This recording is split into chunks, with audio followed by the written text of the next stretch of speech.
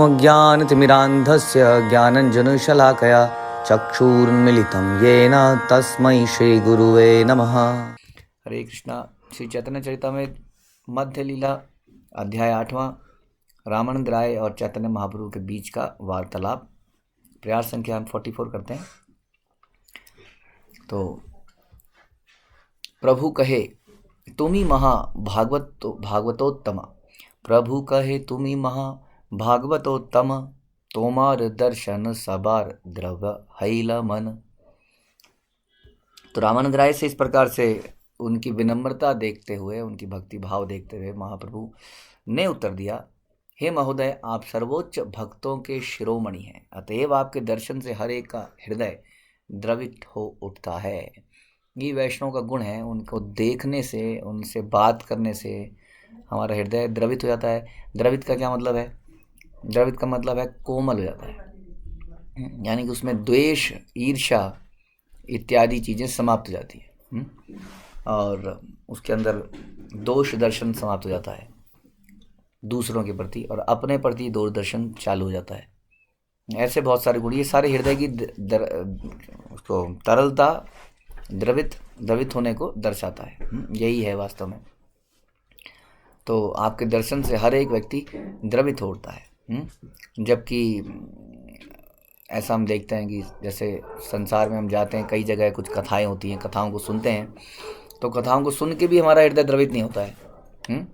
तो इसलिए वैष्णव का संग बड़ा इम्पोर्टेंट है जीवन में, हमारे जीवन में, और वैष्णव का संग बड़ा इम्पोर्टेंट है, उनका दर्शन, उनके वचन बड़ा इम्पोर्टेंट है, क्योंकि उससे भी हमारा हृदय द्रवित होता है। क्योंकि एक सरल हृदय में, एक कोमल हृदय में, कोमल हृदय बार बार बता रहे हैं, वो हृदय बिल्कुल भी कोमल नहीं है जिसको दूसरों के अंदर कमियां दिखती हैं।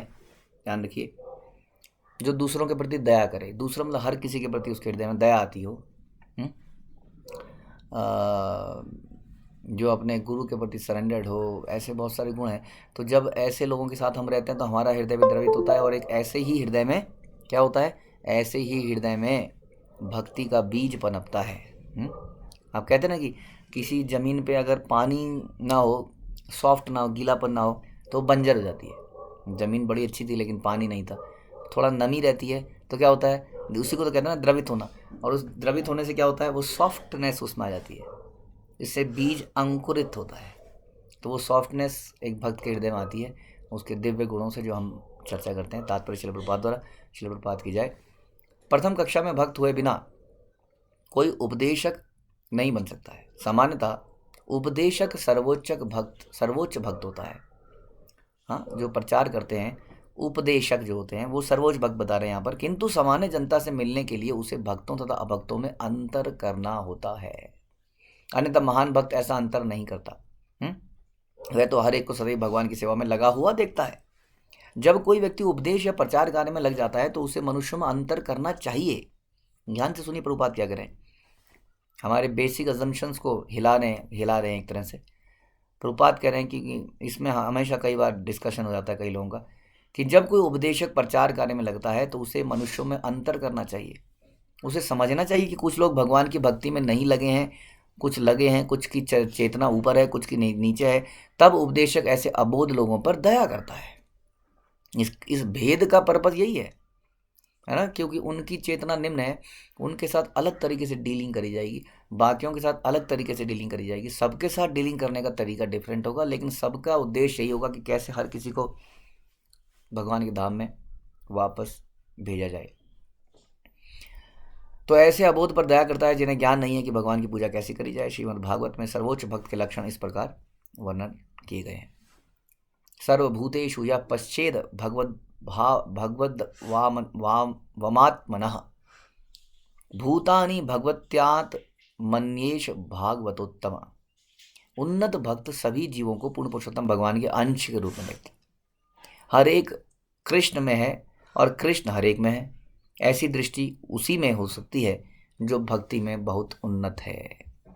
अन्येर की कथा आमी मायावादी सन्यासी, आमी तोमार स्पर्शे कृष्ण प्रेम भासी। देखिए, आप सुनिए। पहले रामानंद राय ने अपने आप को इंट्रोड्यूस किया ये कहते हुए कि मैं एक नीच शूद्र हूँ, ये कहते हुए उसने अपने आप को संबोधित किया। अब चैतन्य महाप्रभु अपने आप को संबोधित कर रहे हैं। संबोधन करने का तरीका दीजिए, देखिए हमारे से कितना डिफरेंट है।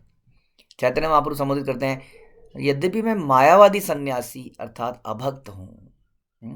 मैं अभक्त हूँ, इसका मतलब अपनी इंट्रोडक्शन कैसे दी, मैं एक मायावादी सन्यासी हूँ, मैं एक अभक्त हूँ, किंतु आपका स्पर्श पाने मात्र से मैं भी कृष्ण प्रेम के सागर में तैर रहा हूँ। दूसरों का तो कहना ही क्या, मेरे जैसा तुच्छ व्यक्ति भी आपके पर संपर्क में आ गया। जैसा हम डिस्कस कर रहे थे, क्योंकि आपका हृदय बड़ा द्रवित है कृष्ण प्रेम में। ऐसे भक्तों का संग करने से क्या होता है, हम भी कृष्ण प्रेम के सागर में तैर जाते हैं। तो चैतन्य महाप्रभु अपने आप को क्या बता रहे हैं, अभक्त और मायावादी सन्यासी। यही जानी कठिन मोर हृदय शोधिते, सार्वभौमा कही लेना तुम्हारा मिलीते। सार्वभौम भट्टाचार्य जानते थे कि ऐसा होगा, और इसलिए मेरे अत्यंत कठोर हृदय को शुद्ध करने के उद्देश्य से उन्होंने मुझे आपसे मिलने के लिए कहा। अब यहाँ सार्वभौम भट्टाचार्य को भी अपने से ऊंचा कर दिया, रामानंद राय को भी वो अपने से ऊंचा कर दिया, और स्वयं भगवान ने अपने आप को सबसे तुच्छ साबित कर दिया। बोला कि सार्वभौम भट्टाचार्य जानते थे कि मेरा हृदय कठोर है, लेकिन यदि आपसे मिलूंगा तो मेरा हृदय कोमल हो जाएगा। जबकि सार्वभौम भट्टाचार्य तो ये चाहते थे कि भगवान रामानंद राय से मिलें, हाँ उन पे कृपा करें जैसे उन्होंने मेरे पे करी है। तो इस प्रकार से भगवान अपने चरित्र से दिखा रहे हैं कि हमारी सोच कैसी होनी चाहिए। यदि इतना पढ़ने के बाद, इतना सुनने के बाद भी हमारी सोच ऐसी नहीं होती है, और हम अपने आप बारे में अभी भी उच्च विचार रखते हैं, क्योंकि कहा गया ना, सादा जीवन उच्च विचार। तो उच्च विचार का मतलब है आई एम ग्रेट, मैं गलती नहीं, मैं गलत नहीं हूँ। ग्रेट तो हम चलो नहीं बोलते, लेकिन मैं गलत नहीं हूँ। उच्च विचार, उच्च विचार ये नहीं है, उच्च विचार है कि मैं गलत हूँ। उच्च विचार के बड़े simple living in high thinking. High thinking का मतलब समझना पड़ेगा क्या है, हाईएस्ट थिंकिंग क्या है। यही हाईएस्ट थिंकिंग चैतन्य महाप्रभु अपने आप को मायावादी सन्यासी, अभक्त, कठोर हृदय वाला बता रहे हैं।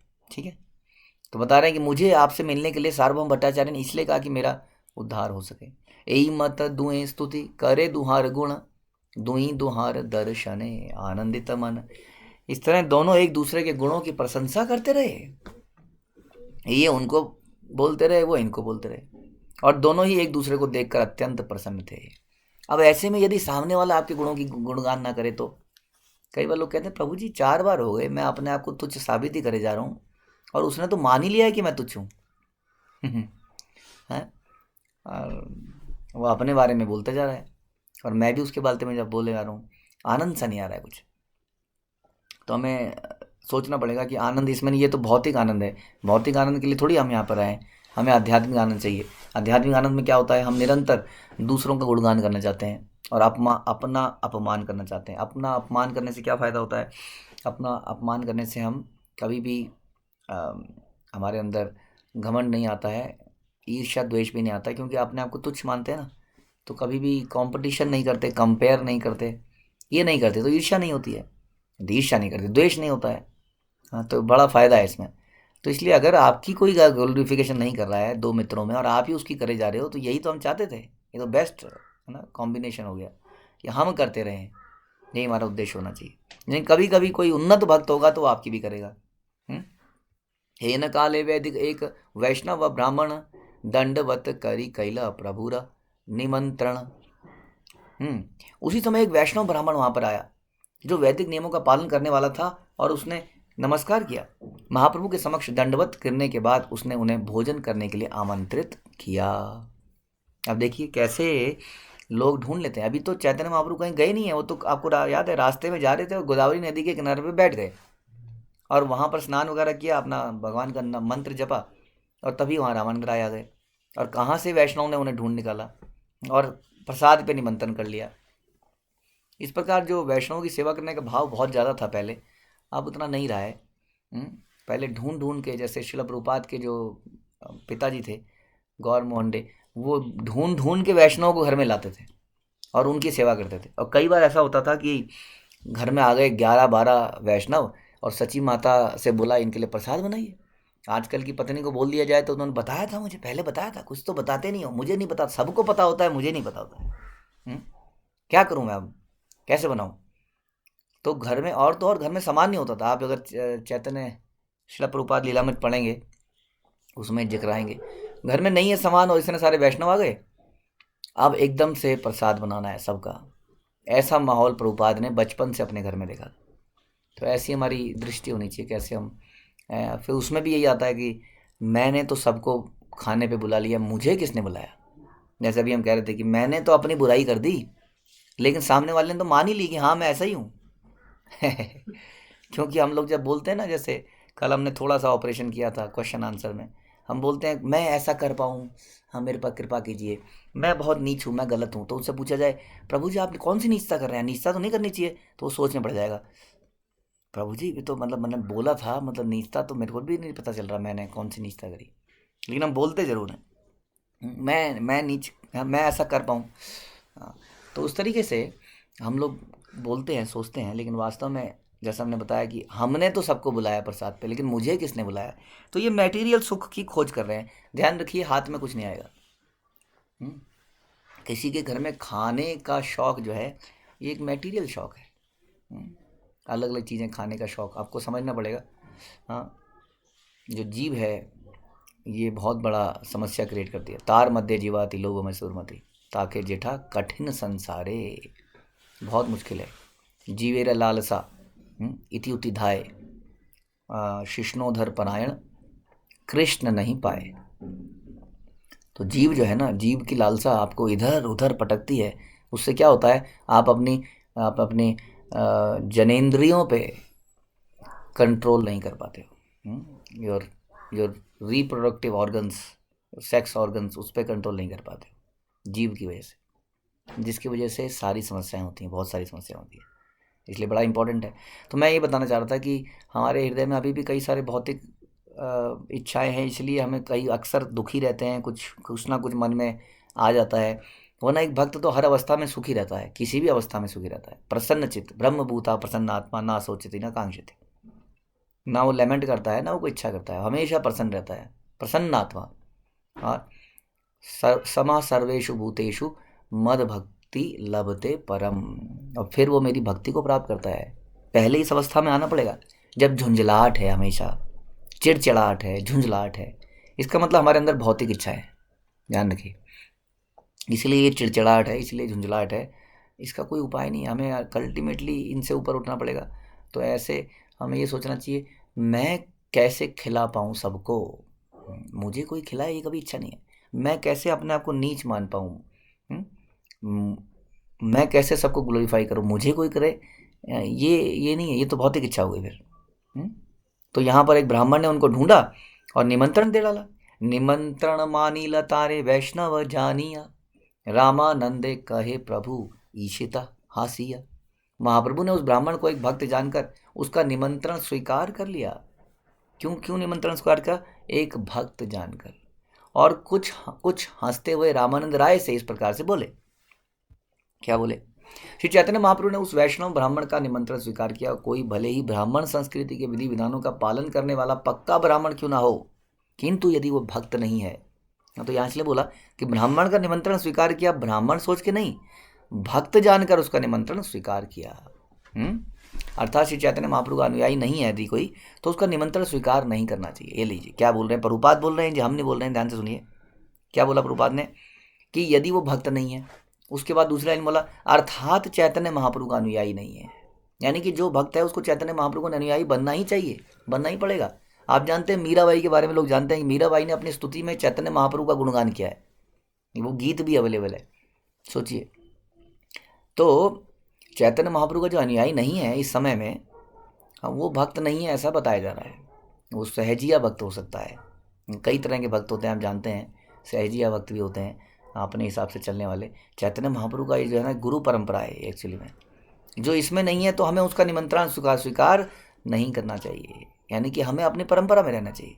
वर्तमान समय में लोग इतने गिर चुके हैं कि वैष्णव नियमों के पालन की बात जाने दें, वैदिक नियमों तक का पालन नहीं करते हैं। वैष्णव नियम तो बहुत उच्च है, जो अभी हम चर्चा कर रहे थे। वैष्णव वैदिक नियम भी नहीं जानते, हाँ वे सर्वभक्षी हैं, कुछ भी खा लेते हैं। अतएव कृष्ण भावनामृत आंदोलन के सदस्यों को निमंत्रण स्वीकार करते समय बहुत सावधान रहने की आवश्यकता है। अक्सर हम निमंत्रण किसका स्वीकार करते हैं, ये माता जी बहुत अच्छी खाना बनाती है, ये गोलगप्पे बहुत अच्छे बनाती है, ये टिक्की बहुत अच्छा बनाती है, चलो यहाँ चलेंगे। भोग तो लग ही जाएगा। जबकि हमें देखना चाहिए क्या ये हमारी परंपरा में है। माना कि बहुत अच्छा बनाती है, क्या इसकी चेतना शुद्ध है? ये सब बड़ा कह रहे हैं, प्रभुपाद कह रहे हैं बहुत सावधान रहने की आवश्यकता है। तुम्हार मुखे कृष्ण कथा सुनीते हय मन, पुनरअपि पाए ये न तुम्हारे दर्शन। मैं आपसे भगवान कृष्ण के विषय में सुनना चाहता हूँ, मेरा मन ऐसा चाहता है आप, अतएव मैं आपके दर्शन फिर से करना चाहता हूँ। रामानंद राय से महाप्रभु बोले, क्या बोले कि मैं आपके बात में मैं आपके दर्शन फिर से करना चाहता हूँ। इसलिए कल या परसों हम डिस्कस कर रहे थे कि बड़ा डिफिकल्ट है कई बार ये जताना। हाँ, प्रश्न पूछ रहा था कोई कि भगवान का कैसे पता चलेगा, क्योंकि भगवान तो शिव जी की वो कर रहे हैं। मैंने कहा ये बड़ा डिफिकल्ट है, क्योंकि भक्त है ना, कभी शिव जी, कभी भगवान भक्तों के पैर धो रहे हैं, कभी भक्त भगवान के पैर धो रहे हैं, ये चलता रहता है। हाँ, इसलिए आपको हमें शास्त्रों से देखना पड़ेगा हु इज़ गॉड। भगवान की जो एक्टिविटीज़ हैं वो जैसे हैं वैसे ही भक्तों को चाहते हैं। तो हम भगवान के भक्त कैसे होते हैं जनरली? बड़े हम्बल, सॉफ्ट। हाँ, कृष्ण के भक्त जो रियल मायने में भक्त हैं वो बड़े हम्बल होते हैं, और ऐसे ही भगवान है। इसलिए दोनों में होड़ लगी रहती है। यहाँ ही कह रहे हैं मैं आपसे भगवान कृष्ण के विषय में सुनना चाहता हूँ। अब ये तो भक्त की भी चाहत होती है कि वो भगवान के विषय में सुने।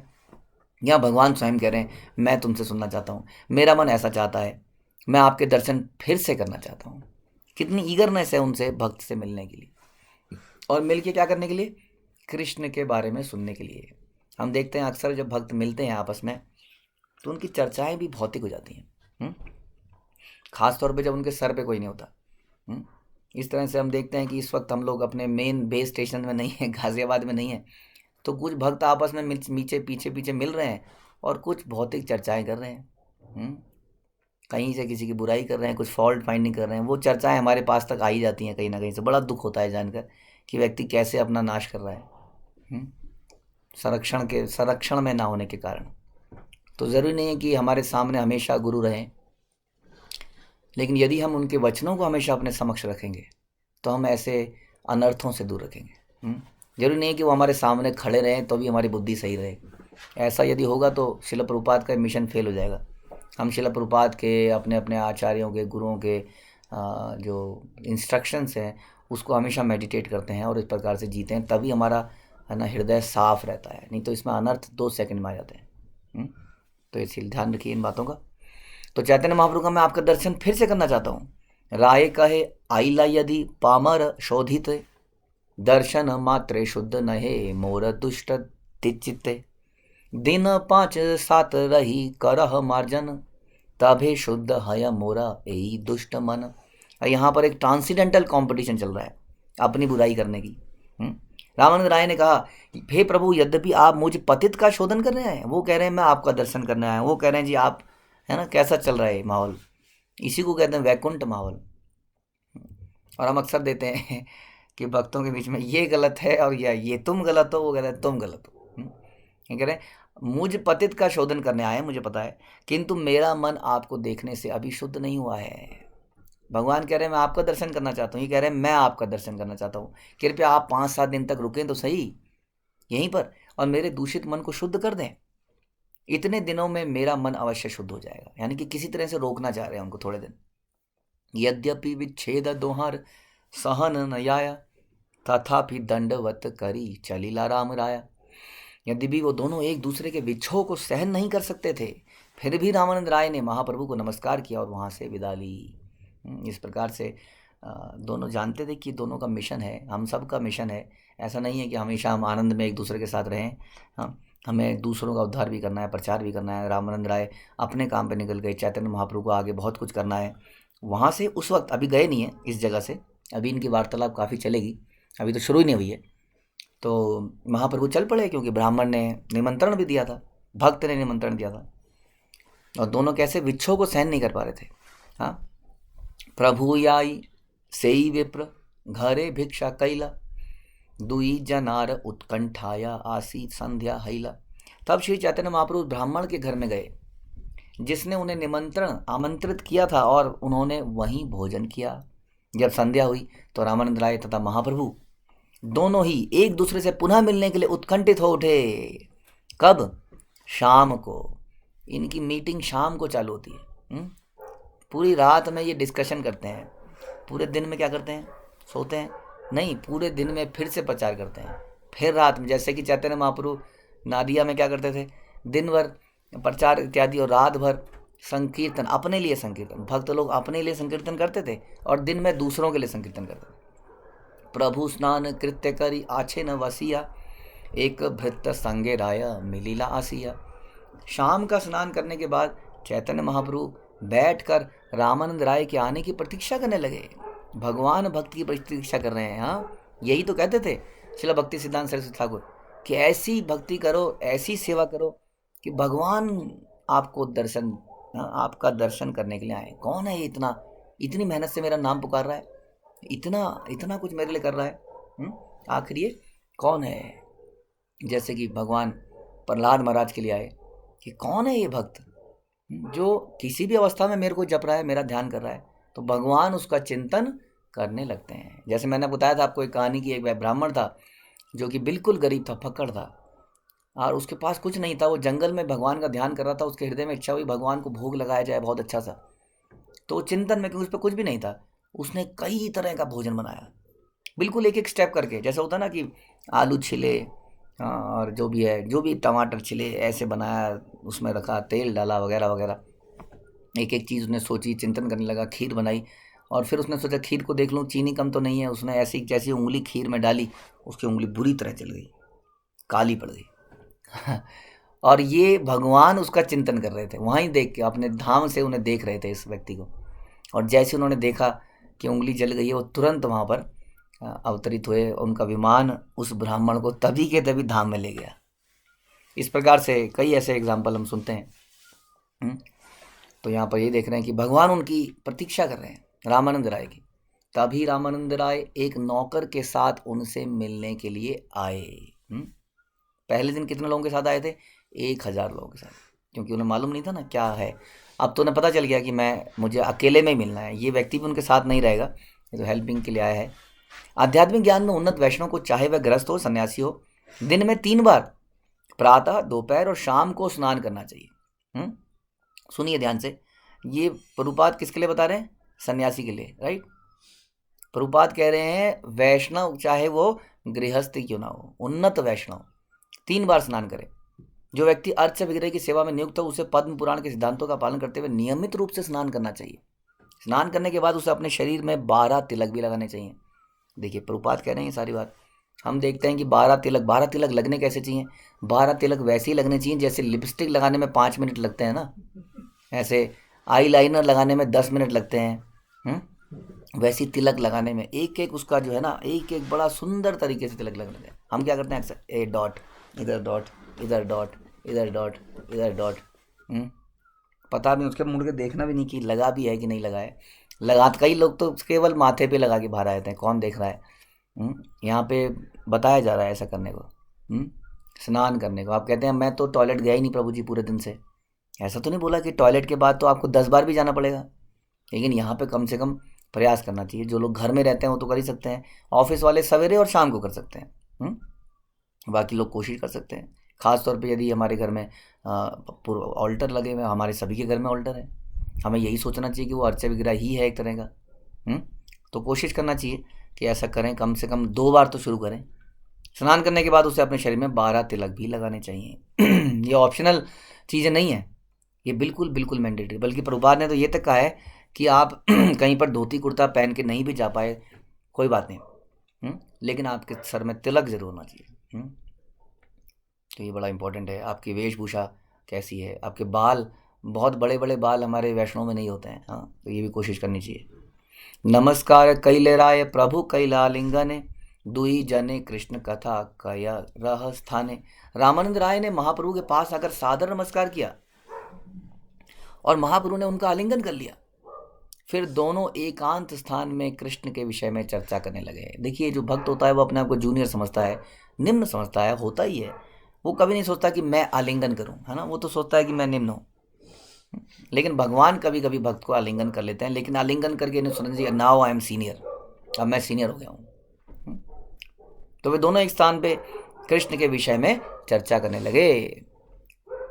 हमारी तरह नहीं किया उन्होंने, जैसे हम लोग बैठ के कुछ आइटम्स की चर्चा करते हैं, क्या खाने में बनाएंगे, ये आइटम बनाएंगे या वो आइटम बनाएंगे।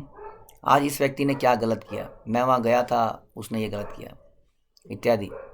ये बड़ी गंभीर समस्या है, इसलिए बार बार बोला जाता है, लेकिन मैं नहीं देखता उसका कोई उपाय निकलता है कभी भी। somehow we are still not able to discuss about Krishna, about the glorification of devotees, devotional practices।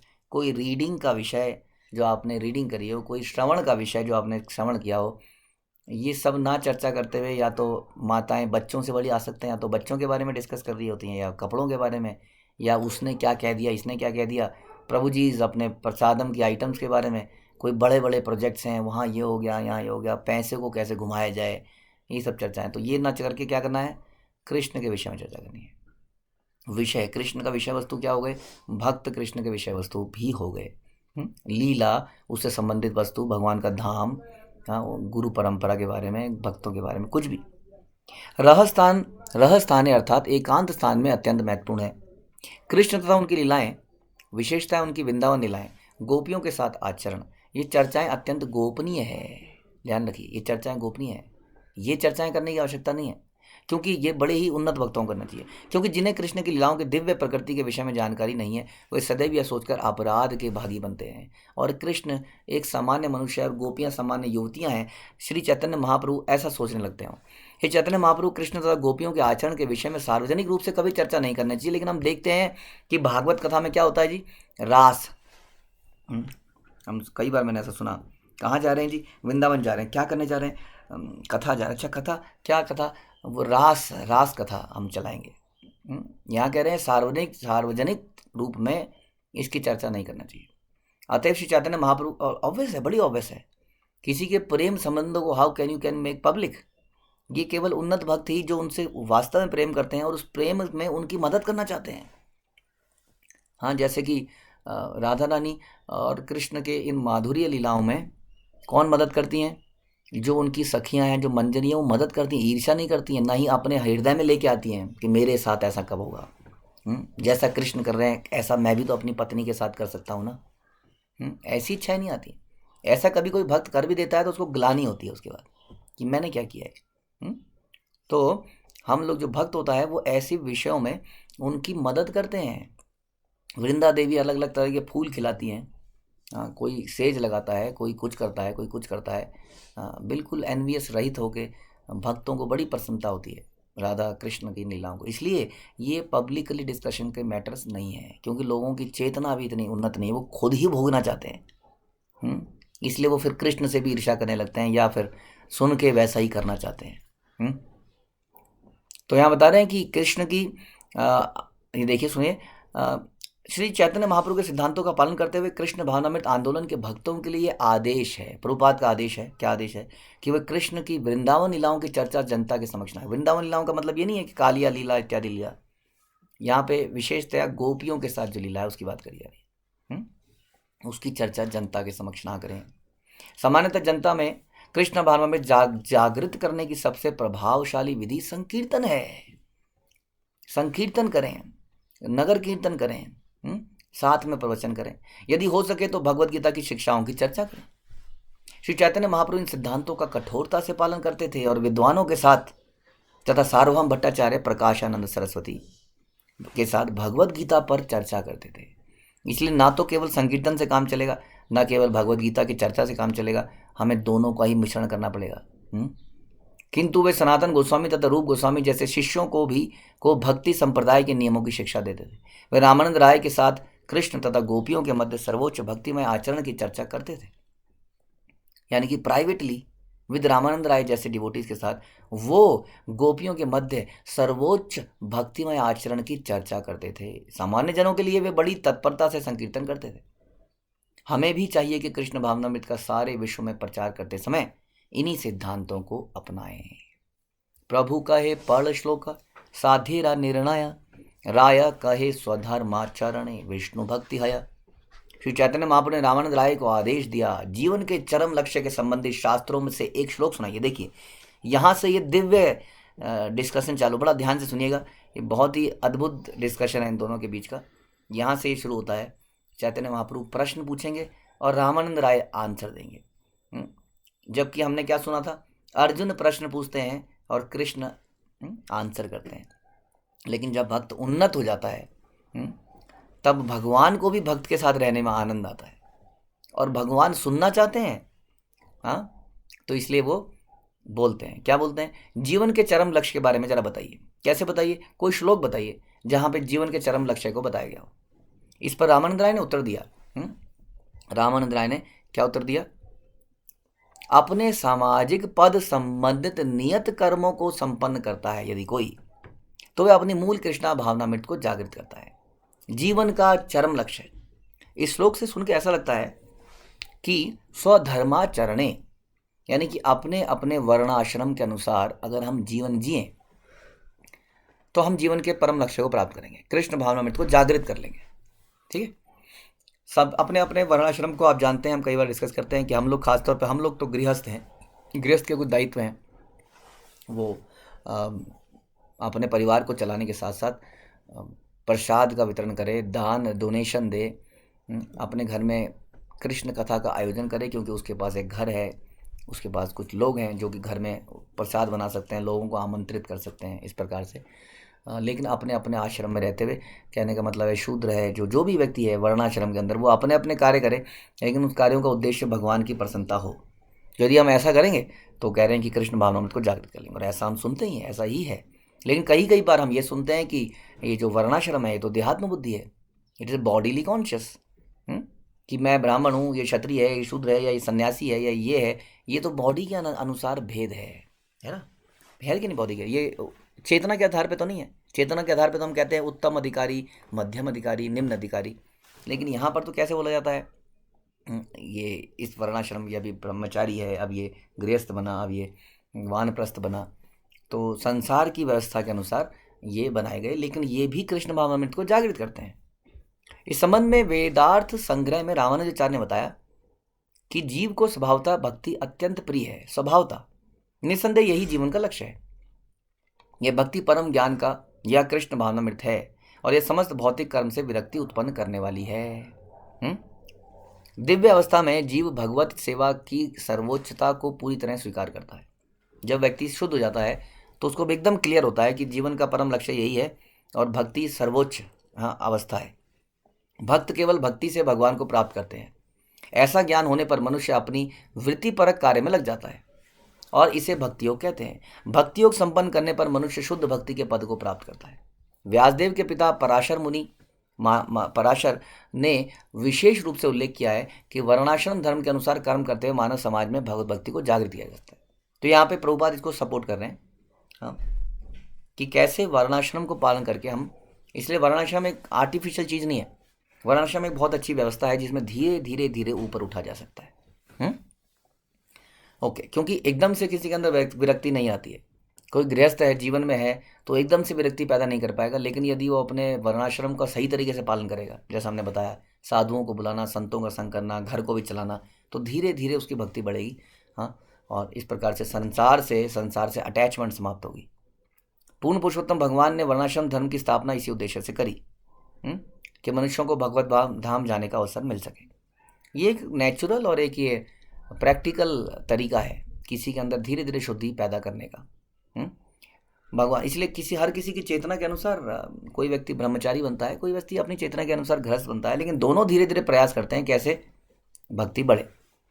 भगवान कृष्ण, जिन्हें भगवद गीता में पुरुषोत्तम कहा गया, स्वयं अवतरित हुए और उन्होंने घोषित किया कि वर्णाश्रम धर्म की स्थापना उन्होंने करी है 4.13 में।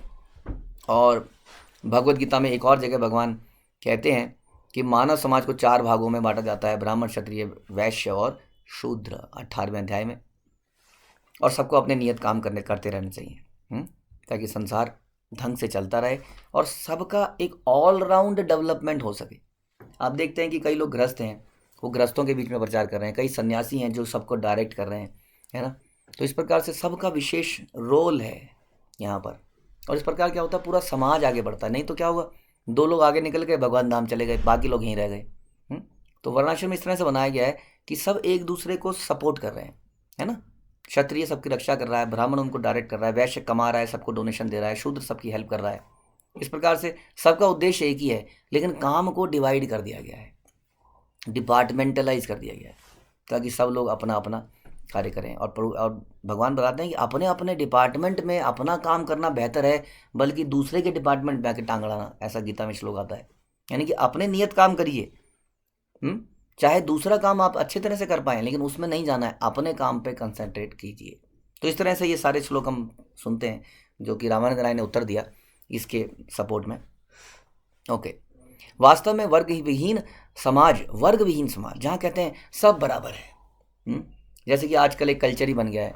हाँ, ध्यान रखिए, हम ये श्लोक को बार बार सुनते हैं, समोहम सर्वभूतेषु नामे नामे द्वेषोऽस्तु न प्रिया, कि मैं सबके प्रति बराबर हूँ, बराबर ध्यान करता हूँ। इसका मतलब ये नहीं है कि सबके, जैसे हमने बोला कि जो भक्त है, जो प्रचार में लगा है, वो भक्तों में अंतर करता है कि यस इनकी चेतना ऐसी है, इसकी निम्न है। बराबर करने से बड़ा गड़बड़ हो जाती है। यहाँ पर बात बता रहे हैं कि वर्ग विहीन समाज का क्या मतलब हुआ?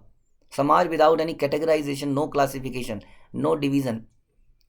समाज का आधुनिक आदर्श केवल कृष्ण भावना द्वारा ही लाया जा सकता है। अगर ये भी करना है तो ऐसे ही, अदरवाइज क्या होगा? ये जो वर्ग सिस्टम है ये भगवान ने बनाया, चतुर्वर्णमय सिस्टम। हाँ, तो ये जो डिवीजन लेस सोसाइटी है कि सब बराबर है, हाँ, स्त्रियाँ कहती हैं कि हम पुरुषों के बराबर हैं, ये प्रैक्टिकल नहीं, अनप्रैक्टिकल है। अगर हम बराबर हैं तो उसके लिए पहले कृष्ण भावना में जागृत करनी पड़ेगी, उस चेतना को उस लेवल पे लाना पड़ेगा, तब हम कह सकते हैं कि अब हम, इसलिए कहते हैं कि हम लोग जो वैष्णव है वो दैवीय वर्णाश्रम है। दैवीय वर्णाश्रम में अंतर नहीं रह जाता। जैसे हम बताते हैं कि दैवीय वर्णाश्रम में एक पुजारी भी हो सकता है मंदिर में झाड़ू मार रहा हो, उसके बाद स्नान करके पुजारी का काम कर रहा हो।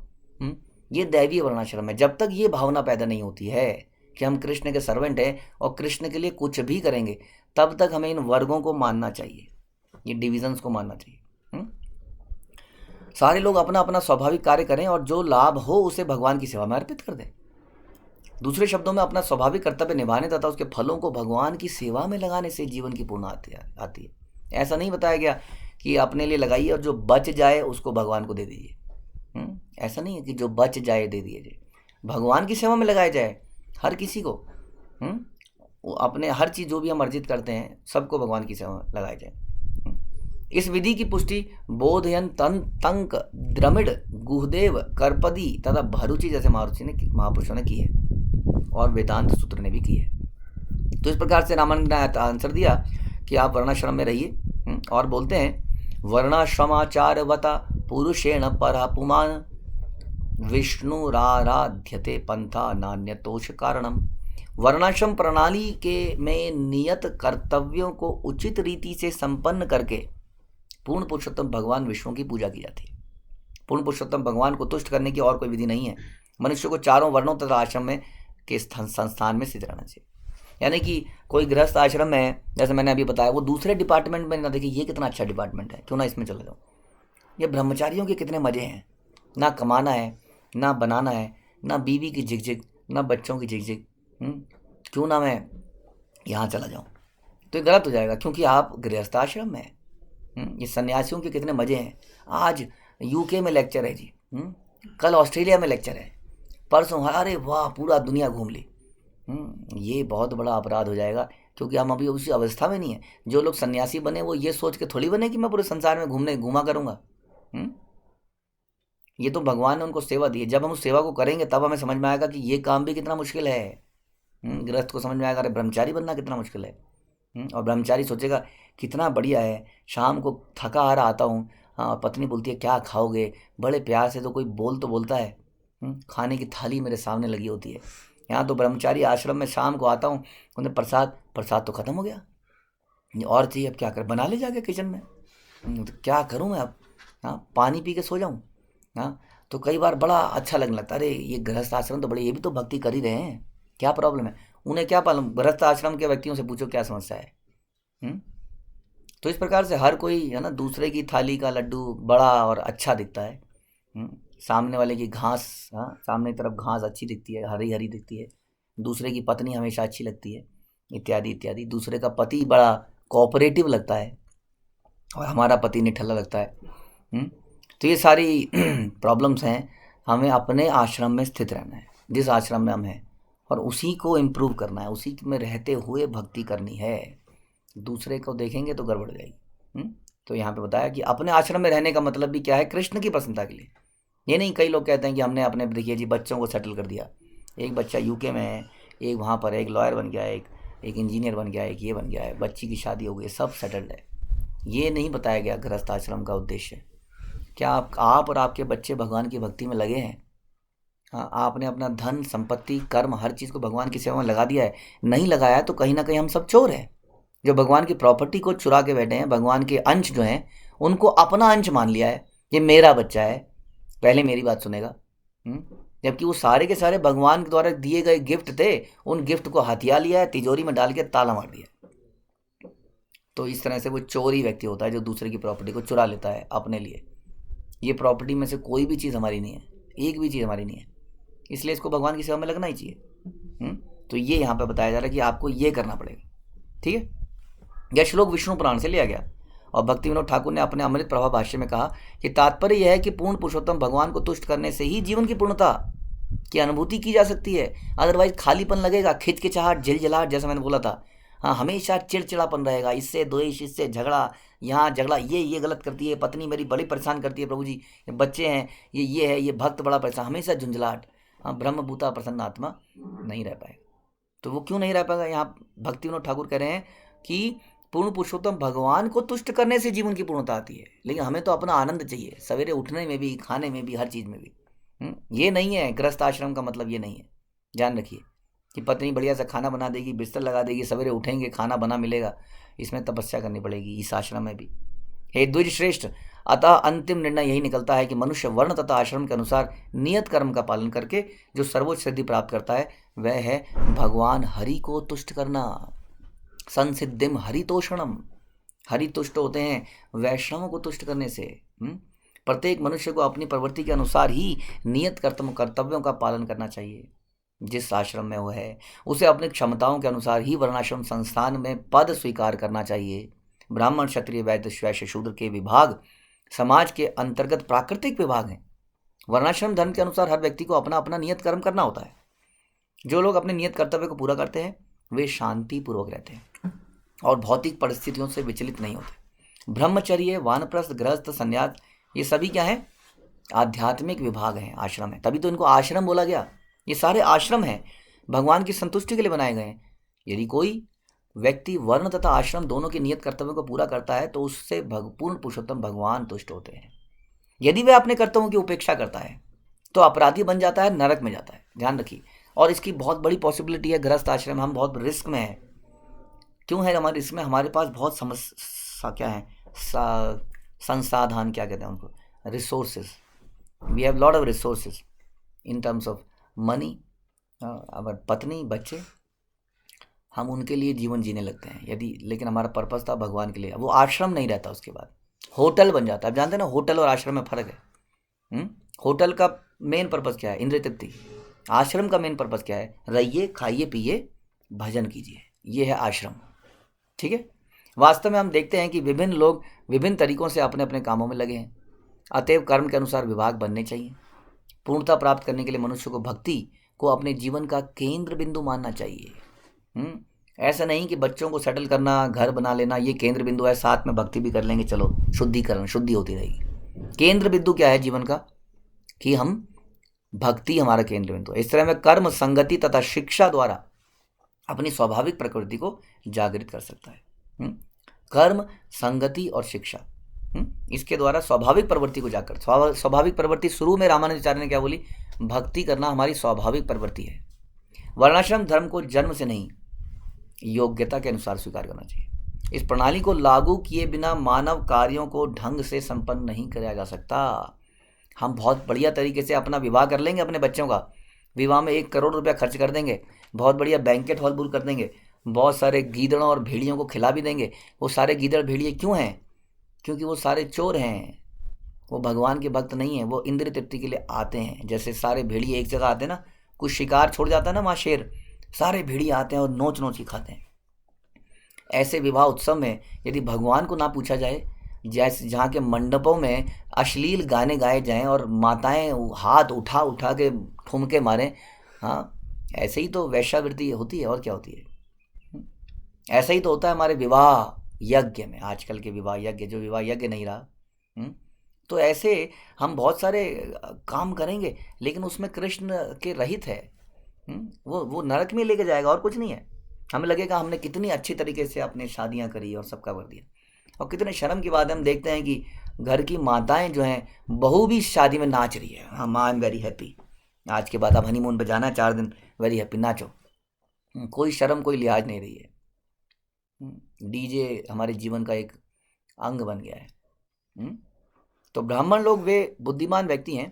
तो यहाँ बता रहे थे कि इस प्रणाली को लागू कि मानव कार्यों को ढंग से संपन्न नहीं कर सकते। आप कार्य तो करेंगे, आप बच्चों को शिक्षा भी दे देंगे, एजुकेशन कितना बड़ा, हाँ, लिटरेसी रेट बढ़ाना है। देखिए जी, भारत में पहले लिटरेसी रेट 50% था, अब है पता नहीं कितना है, 70% है, जो भी है। कितना लिटरेसी रेट बढ़ गया। क्या literacy rate? They know how to do sex in a better way, this is a literacy rate. कौन कौन सी जॉब अपॉर्चुनिटीज़ हैं। 8 साल 8वीं में बच्चा आता है तो सोचने लगता है अब मेरे को ये करना है, मुझे ये करना है। ये इसको लिटरेसी रेट कहते हैं। पहले लोग भगवान के बारे में ज़्यादा जानते थे, तो हमारे हिसाब से तो लिटरेसी रेट गिर रहा है, बहुत तेज़ी से गिर रहा है। क्योंकि राज विद्या तो यही है गीता के अनुसार।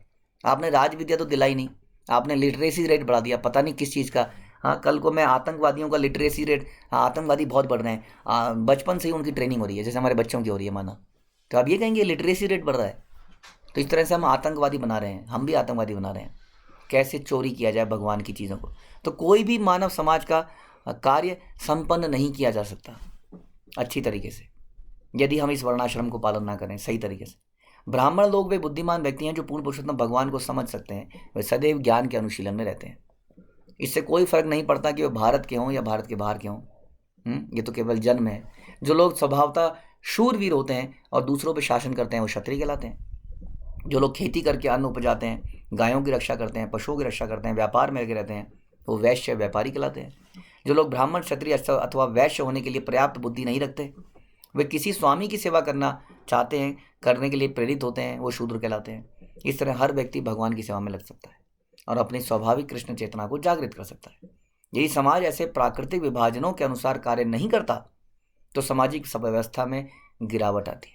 निष्कर्ष यही है कि समाज को वर्णाश्रम धर्म की वैधानिक विधि अपनानी चाहिए। अब कितना बढ़िया हमने डिस्कशन किया। ऐसा लगता है कि वर्णाश्रम इज एवरीथिंग, लेकिन चैतन्य महाप्रभु का कुछ और ही मन है, जो कि आप कल सुनेंगे। श्री चैतन्य चरितामृत की जय, श्रील प्रभुपाद की जय।